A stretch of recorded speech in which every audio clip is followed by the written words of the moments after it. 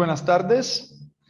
Es un placer tener aquí con nosotros dos invitados especiales que vienen de Brasil. Los voy a presentar. Voy a leer una versión reducida de su currículum muy largo. Tenemos el placer de tener con nosotros la arquitecta Natasha Stefano, profesional con experiencia en el desarrollo de proyectos en diferentes escalas y áreas de la arquitectura. Tras las innumerables experiencias, decidió dedicarse a la creación de Formae Arquitectura. Su visión es que el diseño tiene efectos sociales y ambientales positivos y el poder de transformar la necesidad y la funcionalidad en poesía y posibilidades. Es arquitecta urbanista en elaboración de informes de valoración de los activos del Estado de Sao Paulo. Ha participado en el PPPP Internacional de la Secretaría de Vivienda, junto con la Casa Paulista, para la construcción de 50.000 nuevas viviendas en el centro de Sao Paulo. Bienvenida, arquitecta. Gracias. Y luego tenemos el placer que esté con nosotros el doctor arquitecto José Augusto Fernández Ali, director general de JAA Arquitectura y Consultoría, coordinador de la formación continua, del posgrado y de los cursos de ampliación de la FAU MAC, de la Universidad Presbiteriana de Mackenzie en Sao Paulo. Ha ganado diferentes premios y ha publicado diferentes trabajos en diferentes revistas especializadas. Sus especializaciones son en proyectos arquitectónicos de diferente naturaleza, en proyectos urbanos y de barrios, proyectos de conexiones y edificaciones urbanas. Bienvenido, arquitecto. Muito obrigado. Muitas graças. Eu vou pedir permissão para falar em português. Eu entendo bem o castelhano, o espanhol, mas me sinto mais à vontade para seguir em português, se não lhes incomodam. ¿Ok? Sí, está bien. Con lo único que se hable un poquito lento, digo, yo lo entiendo el portugués, ¿no? Lo mejor, los demás, no todo, pero si lo hablamos detenidamente, lo vamos a entender. Muchísimas gracias, antes que nada, para compartir vuestro tiempo, pues, y vuestro conocimiento con nosotros. Yo he tenido el placer, digamos, de poder leer sus ponencias de diferentes congresos, ¿no? Como el último del Congreso Internacional del Habitare Colectivo, y es por esto que le hemos extendido, pues, esta invitación. Por lo tanto, gracias por estar aquí con nosotros para compartir, pues, vuestro tiempo y vuestro conocimiento, y sin más enredarme, pues, le voy a dejar la palabra. Muito obrigado. Eu posso compartilhar uma apresentação? Pode.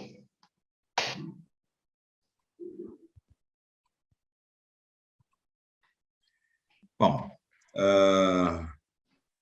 desejo boa tarde a todos, né? Espero que possamos aí, de alguma forma, conduzir aí uma apresentação cuja origem foi o 4º Congresso Internacional de Habitare Coletivo Sustentável de Algueiro.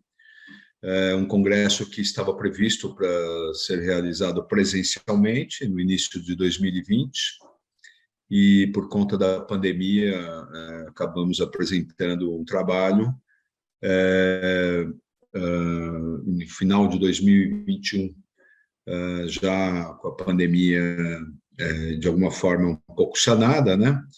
E o fato é que esse artigo, né, no qual nos baseamos, quando Natasha, né, que é minha parceira nesses trabalhos, ela me comunicou disso, eu fiquei muito na dúvida se era, na verdade, que fizéssemos uma apresentação acerca daquele artigo. Então, resolvemos fazer, pelo esclarecimento que houve aí entre ela e a organização, resolvemos fazer basicamente a mesma coisa e inserimos aí mais 2 slides, tá?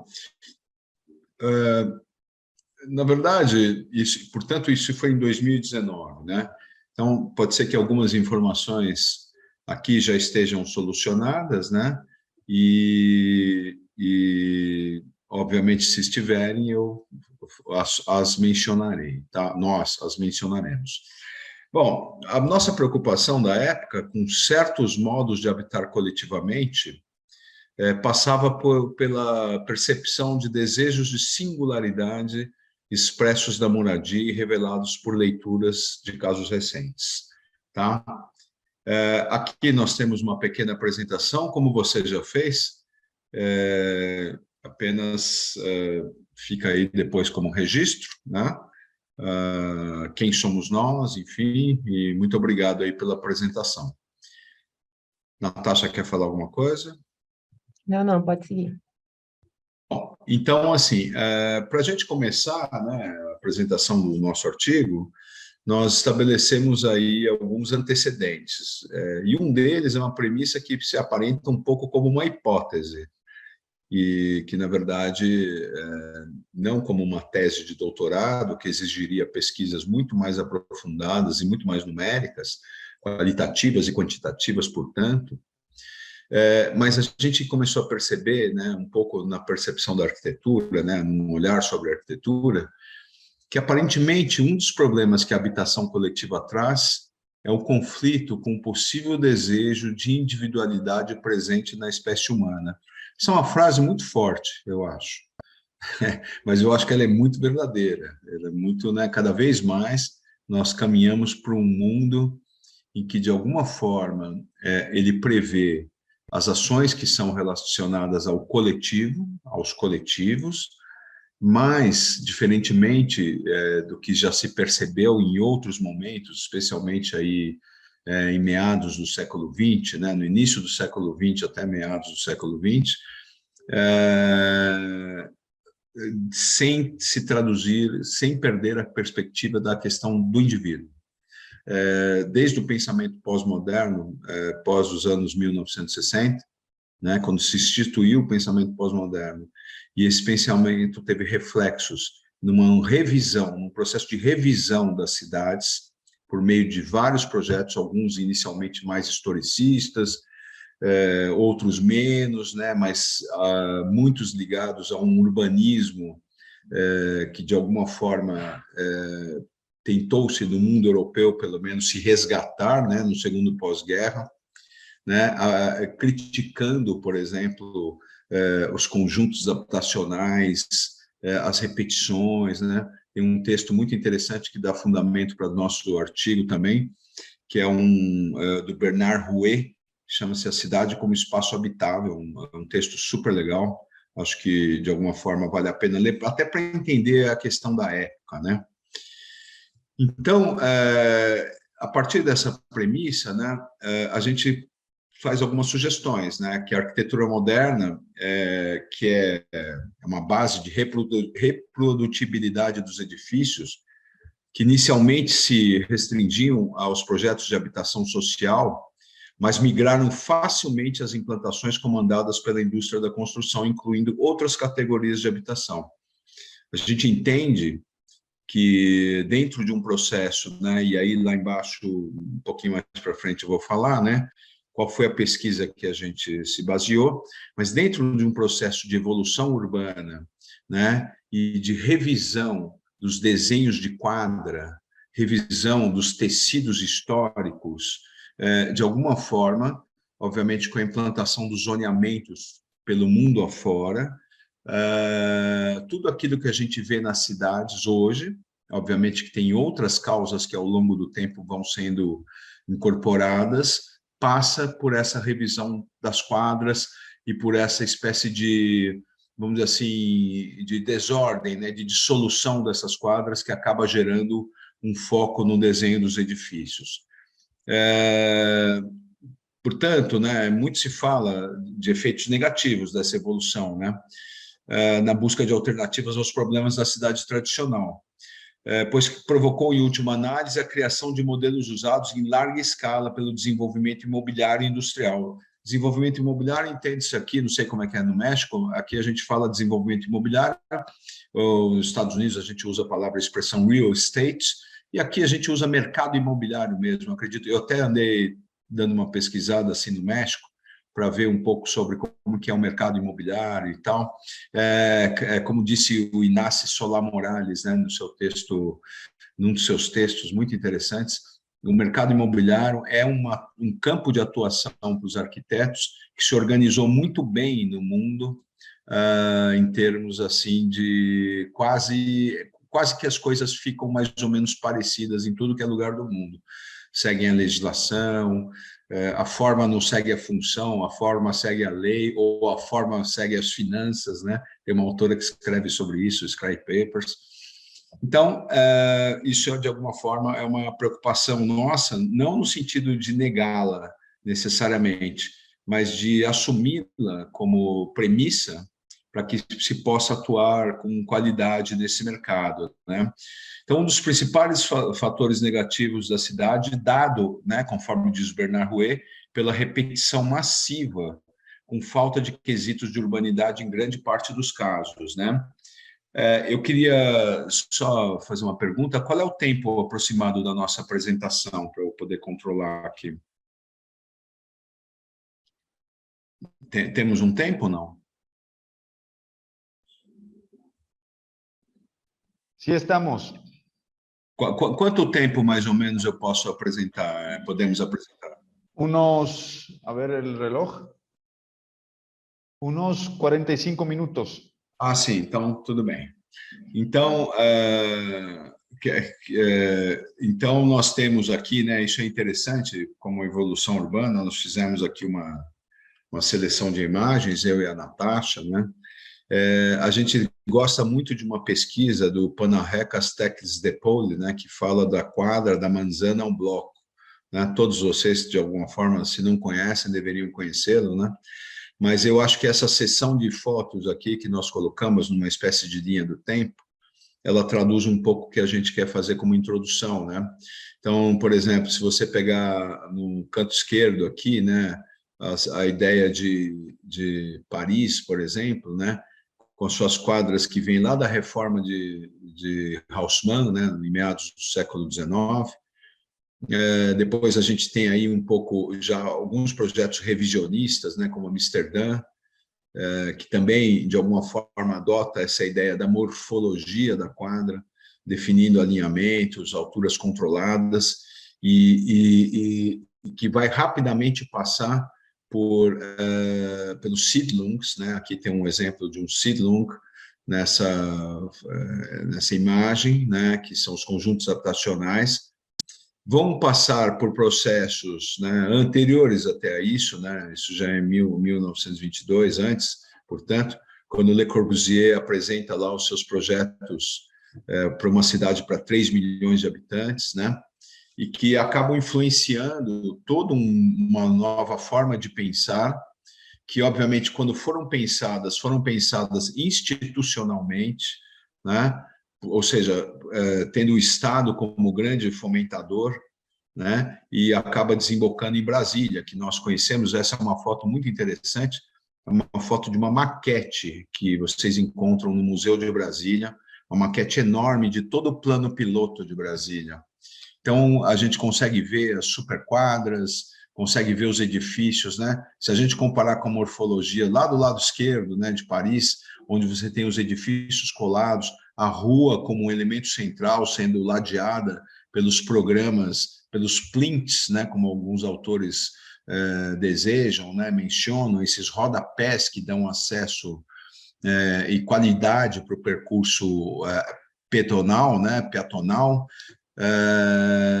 Brasília não tem isso, né? Os edifícios são isolados e tal, né? São distantes uns dos outros, ainda que tenha uma qualidade que é a qualidade da natureza, né? Então, a natureza, ela é um elemento muito potente nesse pensamento moderno, e que permeia todas essas quadras, né? Permeia todos esses edifícios e que, de alguma forma, vão traduzir um pouco esse pensamento da arquitetura mais dispersa, né? Densidades mais baixas, menos congestão, né? Que é uma ideia que foi muito desenvolvida pelo Ray Koolhaas, em seus tratados ali, Nova York Delirante, e tantas outras entrevistas com estudantes e tal, né?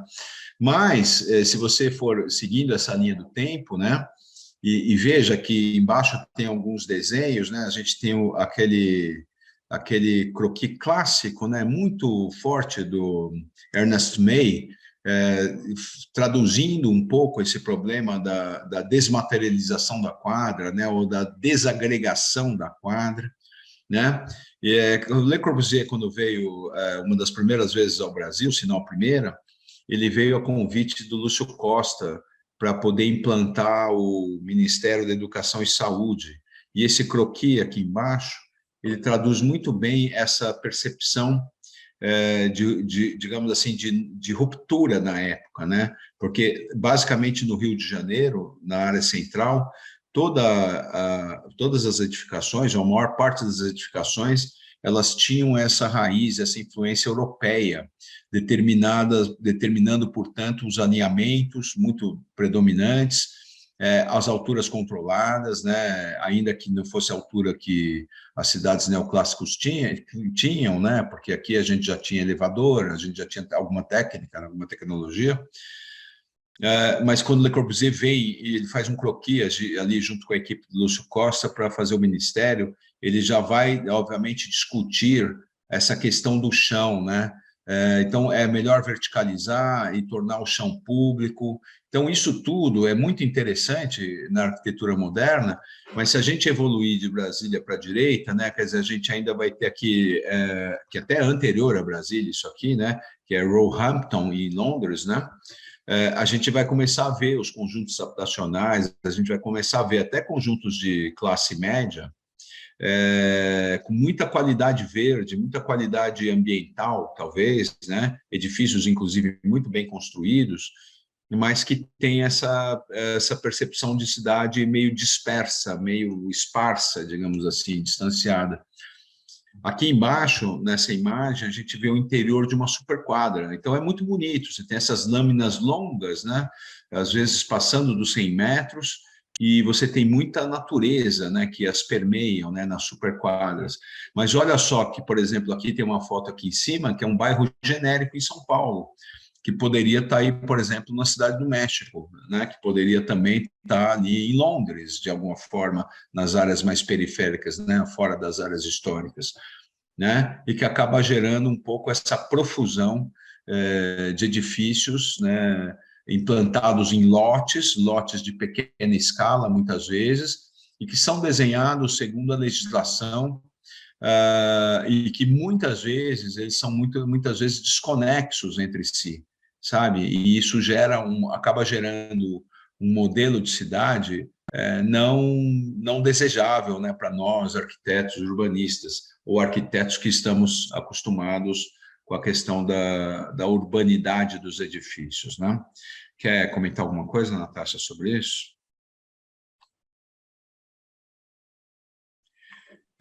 Bom, aí eu peguei então, aquilo é uma foto histórica, né? E isso aqui é hoje, assim, bem recente isso aqui, cidade de São Paulo, né? Então, aqui nós temos o bairro da Moca, né? Nós temos aqui uma ferrovia, uma zona industrial, que ora está em processo de desativação, né? E aqui à direita, nós temos, nesses bairros, em São Paulo, bairros que são próximos ao centro, são até, digamos assim, consumidos por usuários numa condição financeira e social relativamente equilibrada, né? Não são usuários em situação de vulnerabilidade, hipótese alguma, né? É chamada assim, classe média aqui, né? E muitos dos agentes imobiliários operam predominantemente nesses termos aqui, sabe? Então, são as torres que se repetem nos terrenos, e que, de alguma forma, às vezes, tem algumas variações direcionais, mas essa ideia da repetição que vem de uma lógica, que é uma lógica que, quando você rompe com a quadra, ela é possível e ela é presente, acaba sendo constituinte de uma paisagem dominante na cidade de São Paulo, né? Só para vocês terem uma ideia, é uma briga até difícil, porque aí você olha para a esquerda e é um empreendimento imobiliário, também bastante recente agora, no início dos anos 2000, e que ele trata assim a sua questão morfológica de uma forma quase que se reportando um pouco a essas cidades tradicionais europeias, né? Mas é claro que o nosso interesse agora é um interesse muito mais ligado ao mercado imobiliário do que à produção produzida pelo Estado, nessa fala, nesse artigo, tá? Para vocês terem uma ideia, nós estamos numa legislação em São Paulo, que é uma legislação que, por exemplo, ela tem uma regra que ela define que 5% da área do terreno você pode colocar como varanda, né, ou como terraço em todos os pavimentos. E isso entra como uma área não computável. Uma área sendo não computável, segundo a nossa lei, a nossa legislação, significa que você não vai pagar outorga onerosa, né? A negociação com a prefeitura fica muito mais leve para o empreendedor. Aí eu pergunto, né, para os queridos alunos que estão aqui presentes, né? Se você fosse dono do empreendimento, você iria querer fazer isso baixo, com fachada ativa, com equilíbrio, conseguindo um modelo que é um modelo tradicional europeu, se você fosse o dono do empreendimento, ou você ia querer fazer isso mais alto para poder, de alguma forma, usufruir dessa legislação. Claro que você rapidamente poderia dar uma resposta boa para mim. Não, eu não quero trabalhar com uma única escala. Eu quero trabalhar com a escala do pedestre, né, conduzindo uma fachada ativa no embasamento, e depois eu vou subir o máximo que eu puder subir, porque isso, do ponto de vista negocial, do ponto de vista financeiro para o meu empreendimento, vai ser muito mais vantajoso para mim, se você estivesse no lugar. Acho que vocês me entenderam, né, sobre essa hipótese que eu estou colocando, né? Agora, nós, como arquitetos, a gente faz críticas, porque é difícil separados uns dos outros, não raro murados, né? Sem a ideia da fachada ativa, porque a fachada ativa, que a gente define na nossa legislação, é um comércio, é um tipo de uso de interesse público na base do térreo, mas não é só isso. Quando você cria uma testada com luzes, com unidades, com moradias, isso também traz uma vitalidade forte para o bairro. E nós sabemos disso, nós queremos isso, nós como arquitetos, entendem? Então, existe um conflito interessante, que é um conflito morfológico e que é um conflito que também tem em relação à legislação. Bom, isso foi uma introdução para a gente entender como que as nossas cidades têm funcionado, como São Paulo tem funcionado, e eu acredito, do ponto de vista da produção imobiliária, eu acho que muitas cidades no mundo, eu não conheço o México, incrível que pareça. Eu falei com a Natasha, quando recebemos o convite, eu falei, vamos para a cidade do México? E acabou que não pudemos, eu também tive uns problemas aqui no meio do caminho, acabei não poderia ter ido, né? Mas seria muito interessante conhecer a cidade do México. De qualquer modo, em São Paulo, a gente tem vários períodos, eu não vou ficar aqui recitando, né? A gente tem bibliografias extensas, né? Em especial, a gente tem um registro muito interessante, que é de uma arquiteta que é hoje nossa presidente do Conselho de Arquitetura, Nádia Somek, né? Que escreveu um texto muito bacana, chamado A Cidade Vertical. É um trabalho acadêmico dela quando ela era mais jovem, é um trabalho de doutorado, em que ela faz uma periodização, né, como que a cidade paulistana, né, como a cidade de São Paulo evoluiu, né? Então, ela criou alguns períodos, né? Então, de 20 até 39, um padrão mais ou menos europeu, conforme aquele que eu mostrei.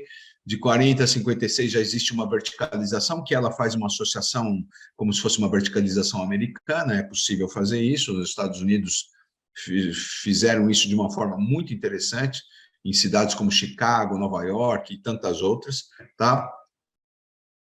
De 57 a 66 existe um fator importante aqui, né, na nossa política, né, que é, na verdade, um incentivo às instalações para a indústria automobilística, tá? E a indústria automobilística entrando em cena, as cidades também começaram a ficar muito mais esparsas, muito mais espraiadas, porque faz parte do script urbanístico, essa questão da mobilidade individual permitiu uma coisa que acabou sendo muito negativa, que a cidade crescer muito horizontalmente, criando bairros sem infraestrutura, sem grandes interesses, né?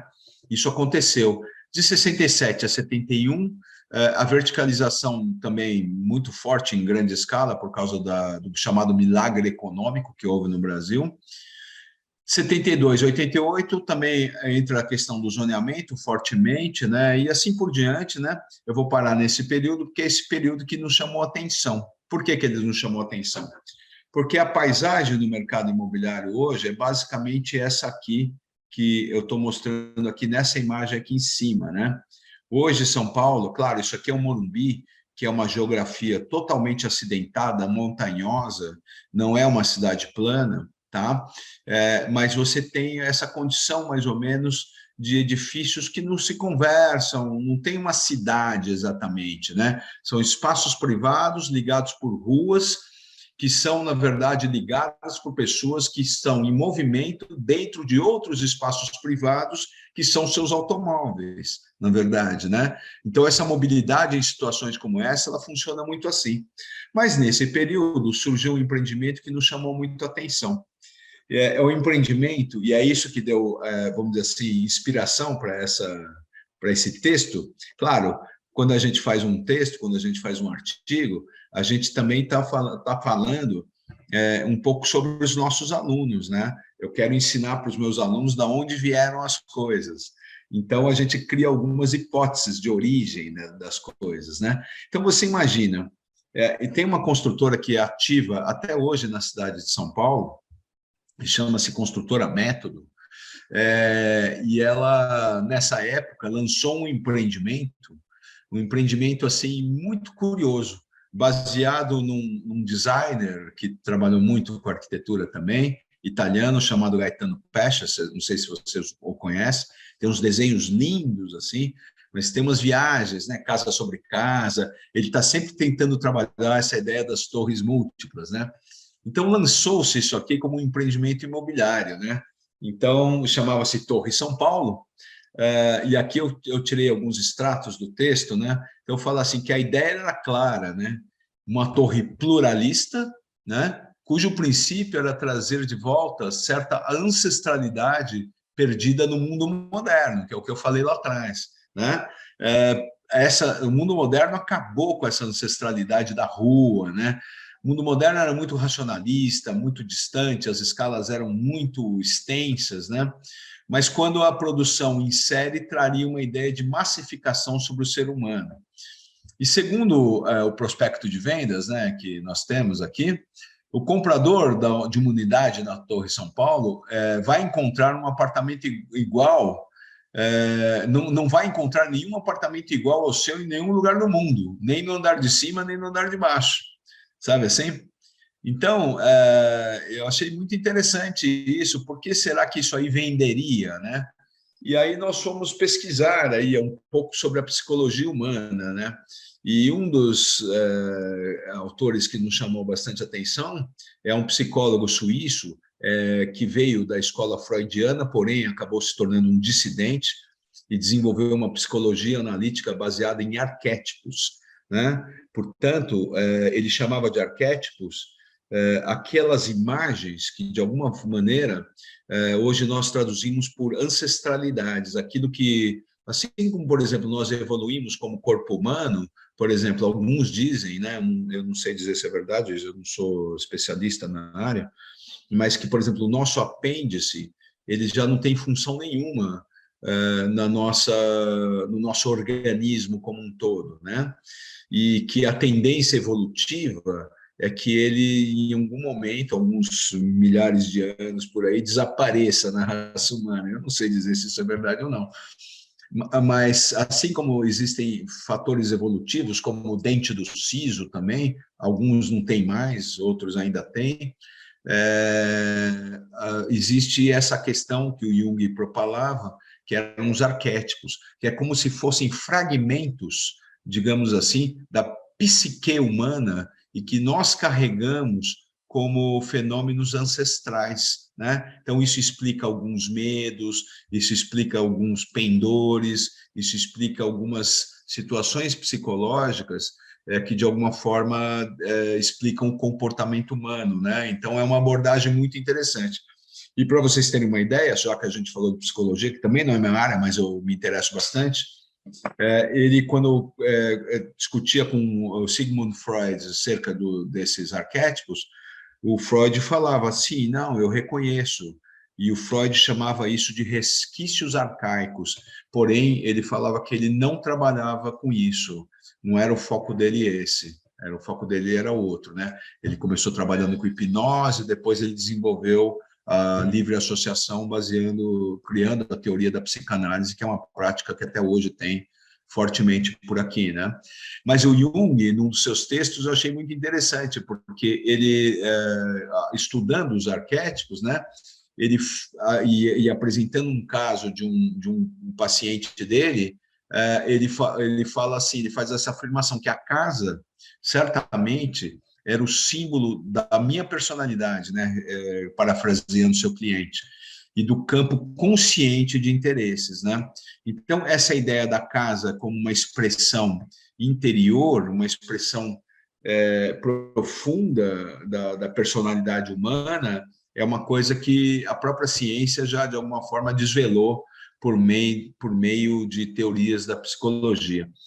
E aí tem um autor que todos nós gostamos muito, eu acredito, que é o Christian Norbert Schulz, um teórico norueguês, que ele escreve a fenomenologia do lugar, ele é um cara pós-moderno no sentido de tratar um pouco essa questão da espacialidade ampla e da ausência do lugar, ele vai falar o que é lugar, etc.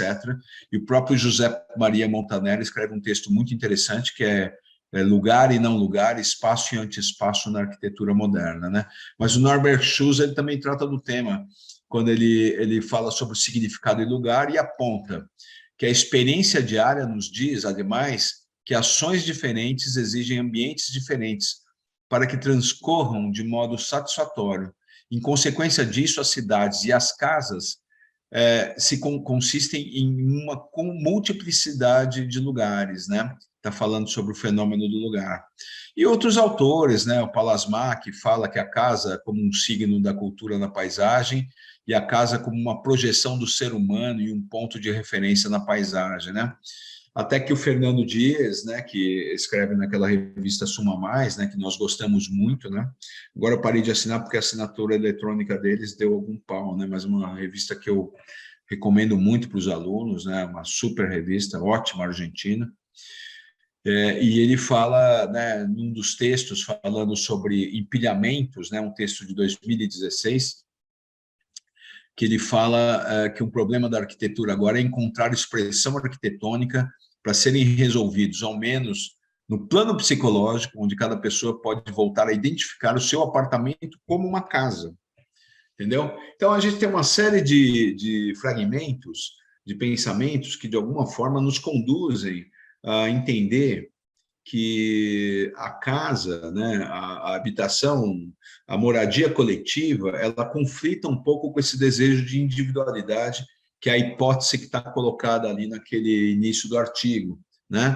É claro, o interiorismo cumpre um papel fundamental, né? Então, toda vez que você tem uma casa onde há condições, eu acho até que para as pessoas em condições vulneráveis deveríamos pensar melhor sobre isso.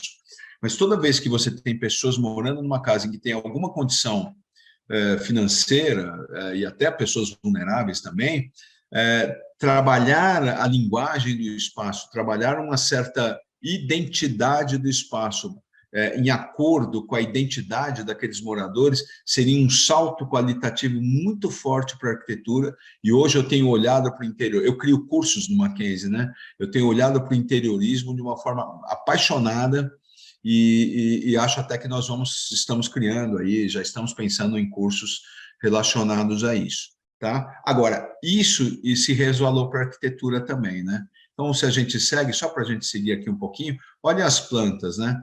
Nenhuma planta é igual a outra. Então, aqui a gente tem arquitetos como Paulo Mendes da Rocha, né? Foi nosso professor lá na USP,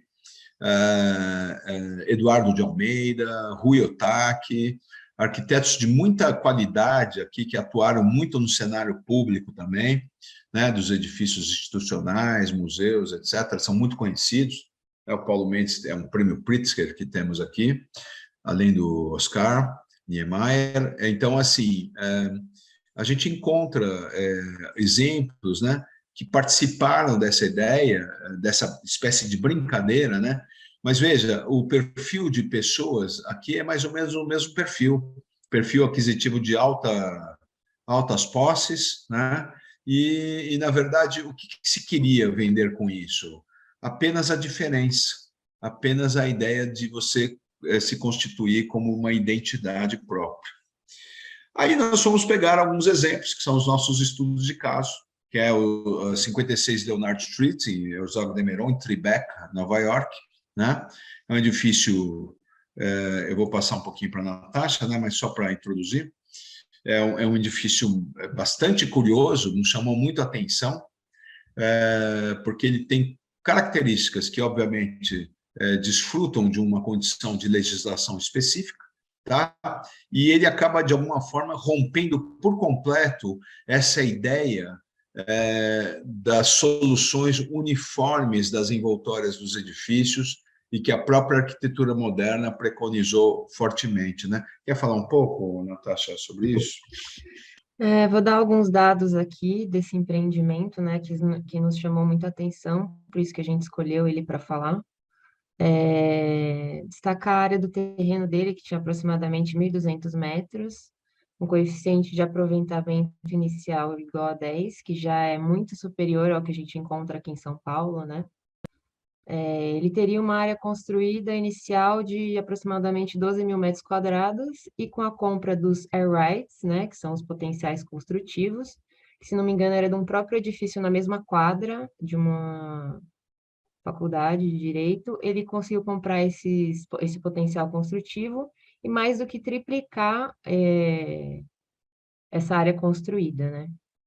E ele teve início em 2006, né, que foi uma das épocas que nós falamos, que foi classificada como a verticalização metropolitana, né, que teve a guerra dos coeficientes.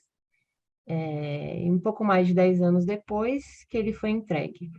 Uma outra curiosidade também é que ele não possui recuos do terreno, né, então um aproveitamento aí 100% do terreno.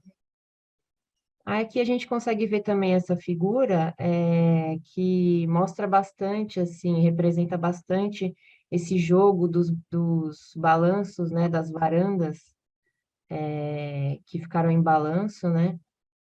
O terreno, ele inclui, além de habitação, o programa desse empreendimento, ele inclui, além de habitação, aproximadamente 1.600 metros quadrados de áreas comuns de lazer, aproximadamente 3.800 áreas de varandas e terraços, sendo que alguns deles projetam-se até 7,6 metros de balanço. Então, com aproximadamente umas 150 unidades residenciais, que variam de 1 a 5 dormitórios. Então, a gente tem uma variação aí de 60 a 660 metros quadrados de cada apartamento. Quando você quiser que eu passe, fala, né? Tá, ok. E lá também a gente tem 10 coberturas com vistas para todos os lados. Apenas 5 unidades se repetem ao longo dos 60 pavimentos, que totalizam 253 metros de altura. Ele possui um programa aí de lazer com academia, spa, sauna, piscina, biblioteca, um teatro e um centro de conferência. Tudo isso, né, agrega valor de venda, então as unidades variam de 2,75 a 47 milhões de dólares. Pode passar. E nós vamos mostrar algumas plantas desse empreendimento, né? Nós temos aí a planta do pavimento térreo, que a gente pode ver essa fruição pública, né? Que apesar de pequena, porque o terreno já é pequeno, né? Mas ele tem essa abertura aí, essa fruição pública. Tem uma escultura representada do Anish Kapoor, né? Que, enfim, fica bem aqui nessa esquina, né? Bom, aqui temos as plantas são muito variáveis, são apartamentos caríssimos, né? E todos eles com algum grau de diferenciação, né? A estrutura, cabe notar, né, Herzog de Meuron, né, que é um escritório que nós gostamos muito, assim, eles não têm uma questão com a estrutura como, por exemplo, os arquitetos modernos têm, né? Aqui no Brasil se tem muito isso. Então, se tem, assim, variações, às vezes até a estrutura lança a mão de vigas de transição, então, assim, acaba sendo, digamos assim, um edifício bastante híbrido do ponto de vista até das soluções, né? Não só da volumetria, né? Mas das soluções. Eu acho que vale a pena entrar depois e estudá-lo, né? E outro exemplo que também nos chama bastante atenção é esse exemplo aqui, que aqui próximo a nós mesmos, em São Paulo, né? Veja que aqui a gente está numa... São Paulo é uma cidade que tem uma topografia bastante acidentada, né? Então, aqui nós estamos nesse edifício, no alto de um espigão, que é um espigão que vem da Lapa até a Vila Mariana, passando pela Avenida Paulista. Então, São Paulo tem, na verdade, uma cumeada, a gente chama isso de cumeada, é o cume da geografia da montanha, né? E essa grande via que determina, né, obviamente, esse eixo, que é um eixo, vamos dizer assim, que liga ali a Vila Mariana até a Zona Oeste, vai pegar algumas estradas rumo ao oeste da cidade de São Paulo, e implantou-se esse edifício aqui, né? E esse edifício, ele foi, na verdade, empreendido por uma incorporadora aqui em São Paulo, bastante singular, porque até então o mercado imobiliário é isso aqui que está atrás, ó, tá vendo? Edifícios em H, edifícios sem muita expressão arquitetônica, edifícios muito, vamos dizer assim, tímidos do ponto de vista da arquitetura, né?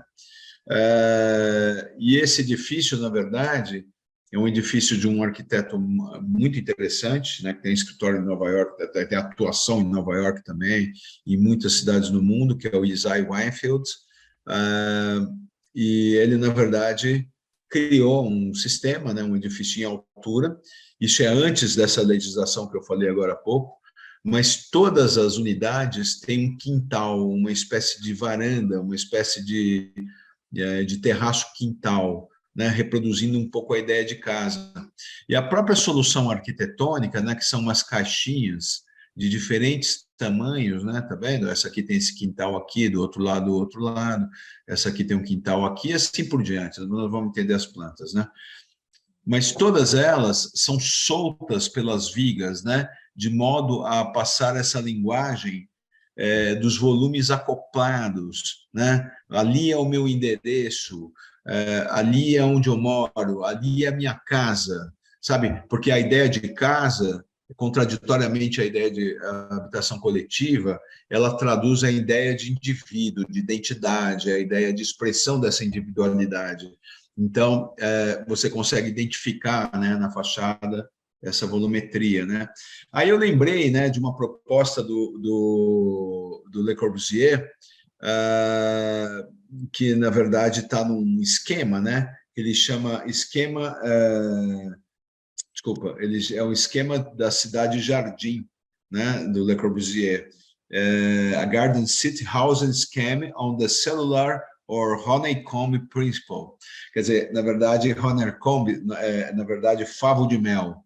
Favo de mel também nos reporta a ideia de colmeia, né? A ideia de colmeia, que é uma ideia muito interessante, que nós vemos na natureza, e nos trazem essa ideia. O favo de mel, na verdade, é a colmeia que nós conhecemos aqui, não sei como é que se fala isso aí no México, né? Então, Le Corbusier já estava, de alguma forma, se contrapondo a essa ideia da casa, né? Que era a ideia da cidade de jardins. Isso aqui está no livro The City Tomorrow, The City of Tomorrow and its Planning, né? Que aqui no Brasil foi traduzido como um livro chamado Urbanismo, né? Quando ele apresenta uma cidade para 3 milhões de habitantes. E aí, na verdade, ele apresenta essa alternativa a essas casinhas com terrenos com 400 metros quadrados, e ele vai tentar verticalizar e colocar um quintalzinho em cada unidade, né? Então, esse tipo de preocupação, ela já está, assim, de alguma forma, traçada e muito bem traçada outrora, né? Isso aqui é um pouco do edifício, né? Acho que também não cabe a gente detalhar, depois as plantas podem ficar disponíveis no artigo, né? Aqui é um pouco do acesso, né? A gente tem um acesso nessa cota de nível aqui, né? Desculpa, nessa cota de nível aqui. Deixa eu ver se a gente tem. O que interessa mais para a gente aqui, na verdade, são as plantas, tá? Então, você chega num certo nível aqui e tal, e aqui você tem as plantas, né?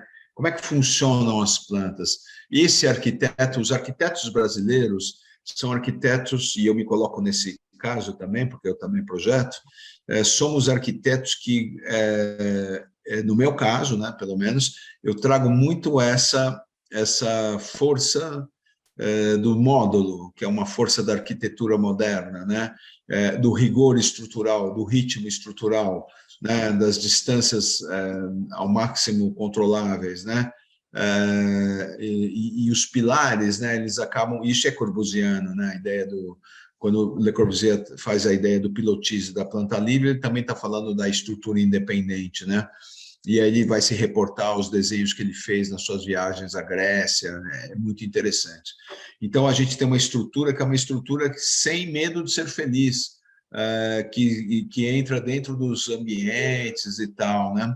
Então, isso é uma coisa interessante nessa planta. Mas aqui a gente tem um tipo de unidade com o seu quintalzinho, outro tipo de unidade, com 2 dormitórios, né? Com o seu quintalzinho, com a sua varandinha, todas elas. Algumas unidades são maiores, como, por exemplo, essas daqui, né? Aqui a gente já tem 3 dormitórios e um quintal maior aqui. Aqui também, 3 dormitórios e um quintal maior. Essa aqui são unidades enormes, né? Com 4 dormitórios, um baita de um terraço. Aqui também um baita de um terraço e ainda tem uma cobertura que leva para o pavimento de cima, onde você tem piscina, coisas assim. É claro que nós estamos falando de classes abastadas, né? Isso, para nós, nos chamou muito a atenção, porque a tendência da arquitetura hoje é criar, aqui, pelo menos aqui, eu tenho visto muito aqui em São Paulo, e também mundo afora, é criar movimento, é criar, digamos assim, romper com essa ideia da unidade, da linguagem unitária. Isso está muito fortemente acontecendo, né? Aqui no Brasil está acontecendo, em vários estudos que temos acesso, e também mundo afora, conforme a gente trouxe. E aí a gente traz um pouco, né, no final do artigo, né, fazendo algumas menções, né, por exemplo, Elemental, na verdade, que é uma proposta ali, é um instituto ali que fez habitações em vários lugares aí, mundo afora, né, especialmente na América do Sul. Ele parte de um pressuposto que você tem a possibilidade de criar intervenções a partir de uma base, né, na verdade. Então, aqui, ó, olha só o que acontece. Essa cena, e a gente até acha que estraga um pouco, né? Porque nós, arquitetos, adoramos a ideia de unidade, né?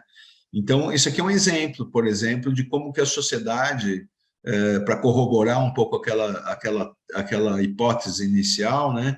De como a sociedade necessita, quando o assunto é moradia, não só de fazer as intervenções internas, em termos de interiorismo, como eu falei há pouco, mas também fazer com que a arquitetura expresse as singularidades, seja por conta das necessidades que uma família possa vir a ter, né, de mais espaços fechados, ou seja, também por conta de uma expressão própria, né? Isso acontece sempre desde que o mundo é mundo.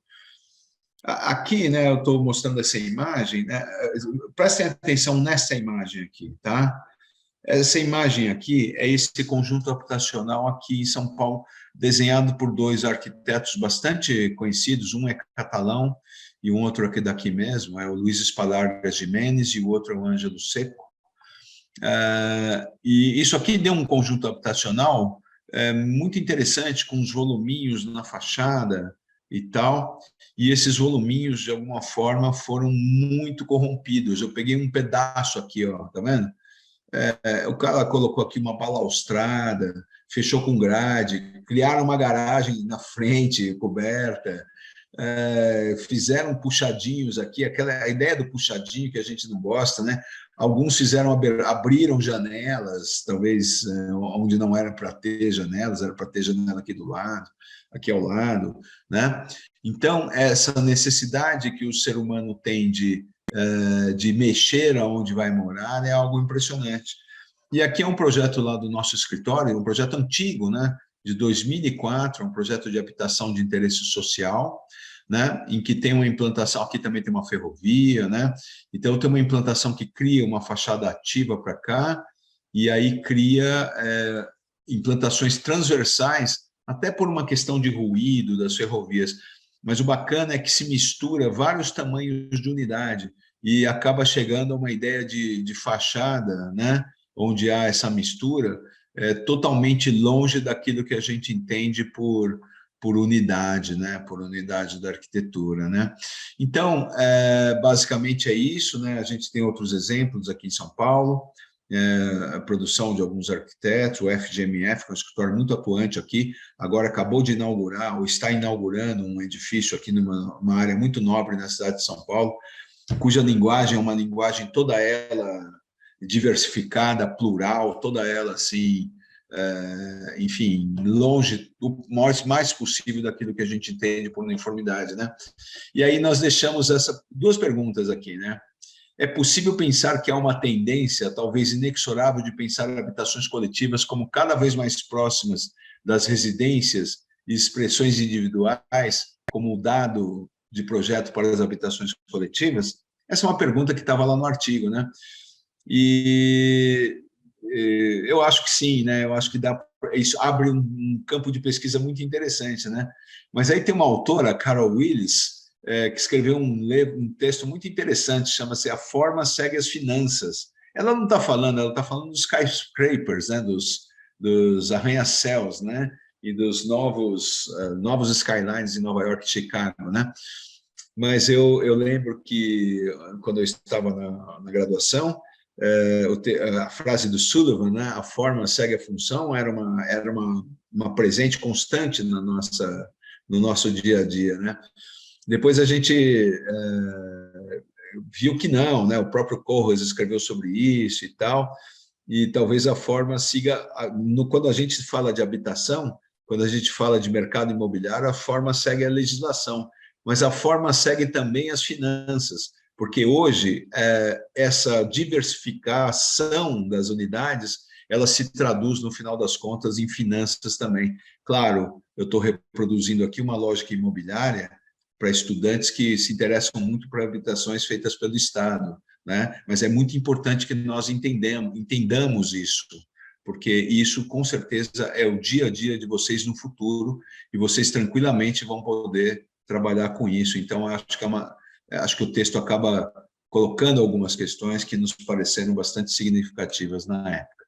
Basicamente é isso, pessoal, é isso que nós queríamos falar. A Natasha quer fazer algum comentário? Nosso muito obrigado, então. Muchísimas gracias por la exposición. La verdad es que han traído unos ejemplos muy buenos. Me gustó mucho, es muy llamativa esta diapositiva donde está la misma planta, por así decirlo, el mismo perímetro, y como todos los arquitectos, ¿no? lo habían resuelto, digamos, de una cierta forma, ¿no? Yo creo que a partir de vuestra presentación, ¿no? Volvemos de una cierta forma como a recalcar justamente estas cuestiones que se ponían luego en la última diapositiva, ¿no?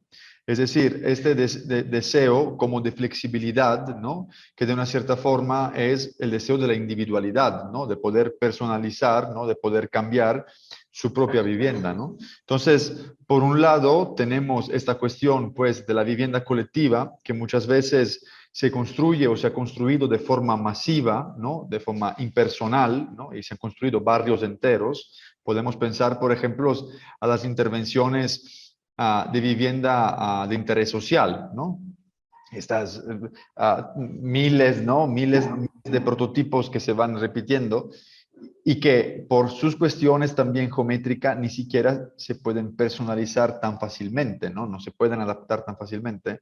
Y a cambio, por otro lado, se ven, creo, a partir de vuestra presentación, ¿no? Como dos vertientes, ¿no? Como dos maneras de poder entender el tema, ¿no? Una manera que puede ser la manera en que ustedes han representado y presentado con el proyecto del Elemental Chile, ¿no? De Santiago, perdón, de Alejandro Ravenna, ¿sí? Que al final no diseña un objeto arquitectónico, diseña un proceso, o sea, diseña algo que es este cascarón, de una cierta forma, incompleto, y que luego los habitantes ya lo irán personalizando, ya lo irán terminando. Es decir, no hay un problema, ¿no? En el hecho que el arquitecto lo tenga que definir todo. El arquitecto define unas reglas y luego el habitante a través de estas reglas pues sigue avanzando en la construcción, ¿no? Y por otro lado, a lo mejor otro tipo de arquitectura, una arquitectura más, como podemos decir, no quiero usar la palabra clásica para que se malinterprete, pero una arquitectura como más objetual, más determinada, ¿no? Como la Es arquitectura, uniforme, pues, exacto, de estas torres, ¿no? Que al final, pues, se componen de diferentes módulos, de diferentes fragmentos que se van apilando y que proponen como esta mezcla de una cierta forma social, ¿no? Mezcla de formas de vivir, ¿no? Porque hay viviendas más grandes, viviendas más pequeñas, viviendas con el jardín, viviendas sin jardín, ¿no? Creo que una moraleja, por así decirlo, si se pudiera extraer, ¿no? de vuestra aportación, es que sí tenemos que seguir, por así decirlo, poniendo énfasis y dándole fuerza al discurso de la flexibilidad, ¿no? Es decir, a un discurso que pueda permitir, ¿no? Que tanto el conjunto o la unidad, digamos, de departamento, de una cierta forma, pueda transformarse, pueda cambiar, ¿no? En función, pues, del habitante que va a vivir, ¿no? Que va a personalizar esos espacios, ¿no? A cambio de construir a lo mejor unos conjuntos que resultan ser muy rígidos porque son muy repetitivos o a lo mejor porque no entienden el lugar, ¿no? No lo interpretan, no interpretan el contexto social, etcétera, y que al fin y al cabo, pues, vendrán modificados, ¿no? Por este proceso inexorable, como ustedes pusieron al final, que es este proceso para el cual una vivienda se transforma en una casa, ¿no? Una vivienda se transforma en un hogar, ¿no? El puro espacio, ¿no? Arquitectónico de muros y elementos constructivos se transforma pues en el espacio de la vivencia. Y el espacio de la vivencia, el espacio en el cual yo me reconozco, muchas veces pues lo tengo que yo construir, ¿no? A partir de una base dada por los arquitectos. Muchísimas gracias, arquitectos. Yo aquí pregunto si alguien quiere aportar algo, si algo quiere extender alguna pregunta, alguna consideración. Yo tengo una pregunta, pero la voy a escribir, la traduje en español porque yo no sé portugués. Bueno. Le entiendo, mi portugués es como de los perritos, así como lo escucho, lo entiendo, pero no lo sé hablar, así que, bueno, se lo voy a escribir. La puedes hacer en español, ¿eh? Te van a entender. Ah, perfecto, no, pues mejor así. Mi pregunta es, por lo que noto, tienen esa búsqueda así como fenomenológica, esa búsqueda existencialista del ser humano, y mi pregunta es, ¿para ustedes es igual de importante el vacío como lo es el contenido? Es decir, el vacío es importante porque es versátil, pero también la experiencia lo es. O sea, el contenedor también es parte de esa experiencia, pero me gustaría escuchar su opinión. No sé si lo dije muy rápido bueno. Sí, básicamente aquí el arquitecto está preguntando si según su punto de vista es más importante, así interpreto tu pregunta, digamos, Octavio, si es más importante tener en cuenta que los arquitectos que diseñan tengan en cuenta el vacío, es decir, ese espacio flexible que es al mismo tiempo el espacio de la vida, o el lleno, el contenedor, las condiciones del contenedor. Quer falar alguma coisa? Eu posso começar, se você quiser comentar também. Pode começar. Tá. Não, eu acho muito importante o desenho do vazio. Quando, na verdade, nós tratamos a arquitetura, não existe muita saída. Nós trabalhamos o contenedor, né, que são as envoltórias, a materialidade que define o vazio, né? Existem várias escalas de vazio, e isso que é uma coisa muito interessante, e que eu acho que você deve se reportar ao texto do Christian Norbert Schulz. Por exemplo, quando ele fala em lugar, ele está falando em lugar, né? Isso é um problema da fenomenologia do lugar. Quando ele fala em lugar, ele fala que lugar é uma ausência muito forte na arquitetura moderna, porque, na verdade, o vazio da arquitetura moderna, e o José Maria Montaner vai também, de alguma forma, resgatar isso, naquele texto que eu falei, lugar em lugar, espaço em espaço, o vazio da arquitetura moderna é um vazio infinito, é um vazio não recortado, é um vazio, né? O desenho do vazio, por exemplo, na escala urbana, o vazio que foi tão discutido pelos pós-modernos e por uma arquitetura moderna, por exemplo, em Amsterdã, tratando o interior das quadras, que é um vazio na escala apreensível, na escala em que você não está na escala do infinito, eu acho que é um fundamento da arquitetura e do conforto humano de contemplação e de existência nesses lugares. Tá? Então, por exemplo, 1992, né, tem um arquiteto que eu gosto muito em Barcelona, chama-se Carlos Ferrater. Né? Foi feita uma ampliação ali chamada Transformação de um Fronte Marítimo, que é um livro até escrito pelo Borrigas e tal, enfim. E quando eles foram decidir o que eles foram fazer, tinham que fazer muitos projetos. Trouxeram a Olimpíada para Barcelona, tinham que fazer muitos projetos. Quando eles foram decidir o que fazer, eles optaram, isso está textual no livro, né? Eles optaram por seguir a mesma cultura, tradição que determinou o desenho de Barcelona, que era definida pelo Ildefonso Cerdá, que era o plano lá do século XIX. Quando o Ferrater foi desenhar aquelas 3 quadras, que eu acho que são muito bonitas lá nesse front, ele desenha o vazio, mas se você olhar para os vazios das quadras do Cerdá em Barcelona hoje, basicamente eles existem até o primeiro pavimento, os térreos já estão todos ocupados, enfim, já tem toda uma contaminação ali. E ele desenha um vazio numa escala que é a escala da quadra. Aquele tem sentido, então são espaços condominiais, as pessoas passam lá, eles abrem para o público, né, na maior parte dos casos. Mas você tem piscina, você tem uma área de jardim, você tem uma área para as crianças. Esse é um vazio nessa escala, e a envoltória é a própria arquitetura que desenha esses vazios nessa escala. Na interioridade, rapidamente, é a mesma coisa. Quando você trabalha a sua... Por exemplo, o mercado imobiliário, ele entrega um apartamento aqui para a gente, que é assim, depois que você faz uma reforma, se você lembrar o que tinha, é irreconhecível aquilo que você pode fazer, que é quando você trabalha a interioridade, você trabalha esse vazio também, mas você trabalha, como diz o Norbert Schulz, com espaços cercados, com uma escala apreensível, com materiais adequados, criando uma atmosfera que te traz sentido. Se você tem sentido, é aí que a arquitetura deve dizer, parei, daqui para frente é o outro. Essa é a minha opinião. Tá? Muchas gracias. Imagina. ¿Alguien más quiere preguntar algo?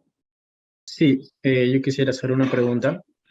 Sobre todo en esta exposición que se ha hecho, en donde se ve justamente, me llamó bastante este edificio que se ve como cajas en medio de este espacio urbano con edificaciones existentes, las cuales creo que se repiten en toda Latinoamérica, donde hay estos espacios en la ciudad donde ya hay edificaciones multifamiliares de vivienda colectiva que no tienen un carácter o una expresión es una expresión muy genérica que de repente no tiene esta calidad estética, por así decirlo. Para ustedes, ¿cómo se podría abordar un proyecto de vivienda colectiva justamente en la ciudad, en este espacio urbano, donde ya hay edificaciones que no tienen un carácter arquitectónico de calidad, ¿no?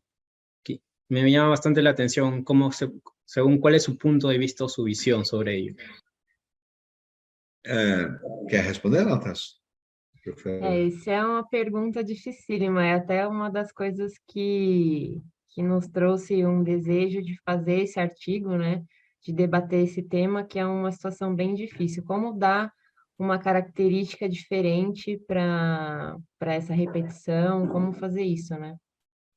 Eu acho que uma das possibilidades são os retrofits, que muitos prédios aqui no centro antigos que estão vazios, né, estão passando por esses processos de retrofit, com muito incentivo, assim, da legislação atualmente, né? Eu acho que essa é uma das maneiras. Mas você quer complementar, Ali? Não, eu concordo com a Natasha quando ela lembra muito bem, lembrado dos retrofits, é uma figura interessante. O importante, primeiro, é você criar legislações de incentivo que permitam isso. Porque para você pegar um edifício que não tem expressão arquitetônica nenhuma, eu já tive esse problema, por exemplo. Eu já fiz uma vez um projeto que foi basicamente um retrofit, mudou completamente a cara do edifício, mas era um edifício público, tá? Hoje, conforme disse a Natasha, você precisa de legislações que permitam, por exemplo, você criar um desenho de fachada que possa ser mais expressivo, tanto para a cidade, quanto também para aqueles mais confortáveis para aqueles que ali vão habitar, né?